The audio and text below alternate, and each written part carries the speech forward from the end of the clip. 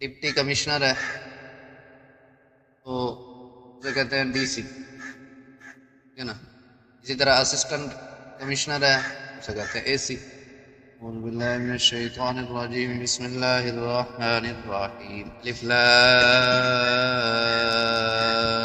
میم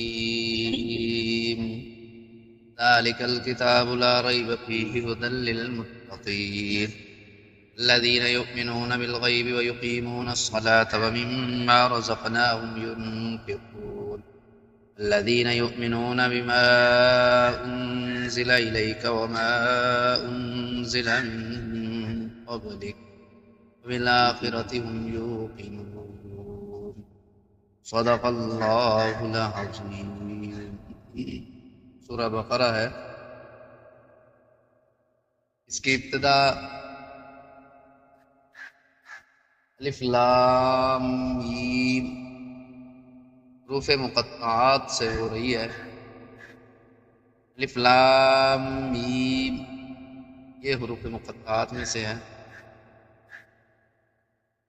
حروف مقطعات ایک لفظ ہو اور اس کا مخفف کر دیا جائے، ایک لفظ ہو اور اس کا مخفف کر دیا جائے، یعنی اس لفظ کا پہلا حرف لگا دیا جائے، اور اسی طرح دو چار نام ہوں، دو چار لفظ ہوں، ایک پورا لفظ ہو اور اس کے ایک دو حرف لگا دیے جائے،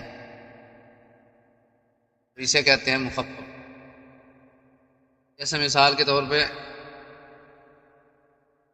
ڈپٹی کمشنر ہے تو اسے کہتے ہیں ڈی سی، ٹھیک ہے نا.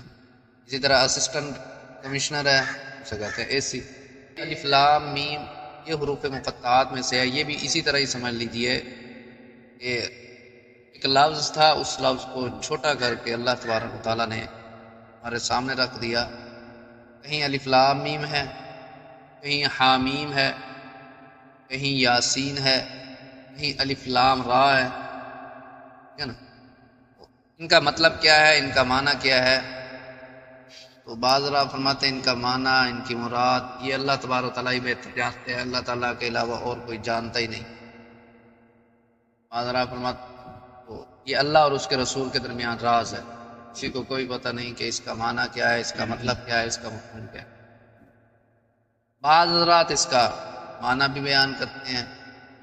وہ کہتے ہیں کہ یہ الف لام میم جو ہے نا، یہ اللہ کے ناموں کا مخفف ہے، اللہ کے ناموں کا مخفف ہے.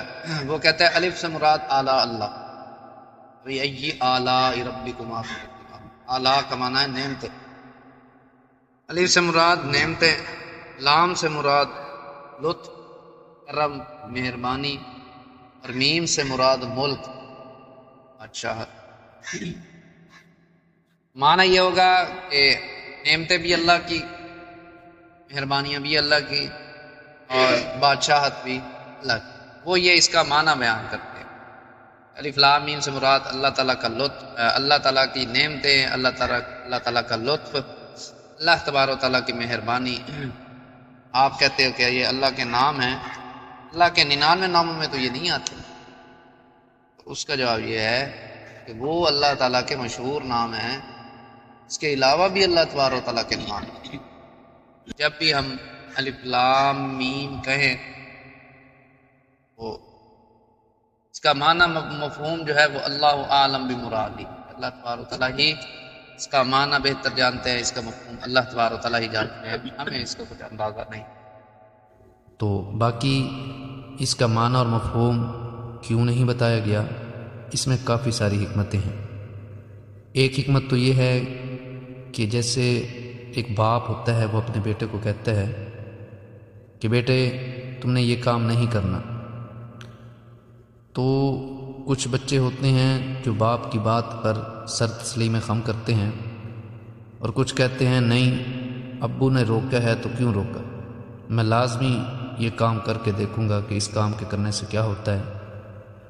تو جو اہل ایمان ہوتے ہیں وہ جب اللہ تبارک و تعالیٰ کا یہ فرمان سنتے ہیں کہ اللہ عالم بمرادہ، کہ اللہ ہی اس کی مراد کو بہتر جانتے ہیں، تو وہ ٹھہر جاتے ہیں، رک جاتے ہیں، وہ اس میں مزید غور و فکر نہیں کرتے، اور کچھ لوگ وہ یہ کوشش کرتے ہیں کہ اس کی بھی مراد کو جانیں، اس کے بھی معنی اور مطلب کو سمجھنے کی کوشش کی جائے۔ تو اللہ تبارک و تعالیٰ یہ بتانا چاہتے ہیں کہ تم جتنا بھی زور لگا لو، جس چیز کو میں نے واضح کر دیا وہ واضح رہے گی، اور جس چیز کو میں نے چھپا دیا وہ چھپی ہی رہے گی۔ اگر تم میں اتنی ہمت اور طاقت ہے تو اس کا معنی اور مطلب بیان کر سکو، اس کا معنی اور مطلب بتا سکو۔ اس کے علاوہ بھی اس کی اور بھی بہت ساری حکمتیں ہیں۔